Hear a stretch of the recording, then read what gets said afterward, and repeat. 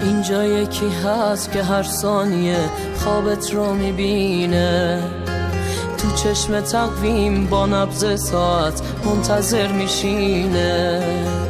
همیشه اون که غرق سکوت دست تو میخونه، درد لحظه رو کسی میفهمه که منتظر میمونه.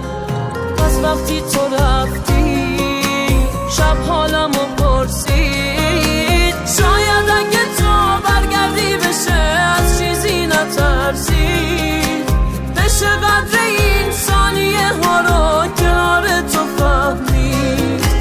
شاید اگه تو برگردی بشه از چیزی نترسید، بشه قدر این ثانیه ها رو کنار تو فهمید.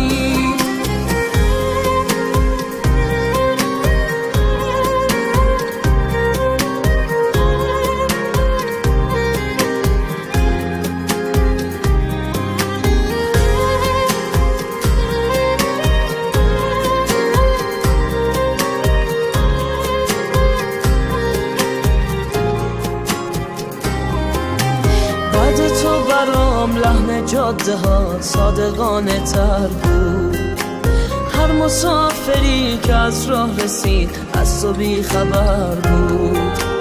من ساعتا رو بیدار نکردم خواب تو ببینم، این لحظه ها رو روشن گذاشتم تا منتظر بشینم.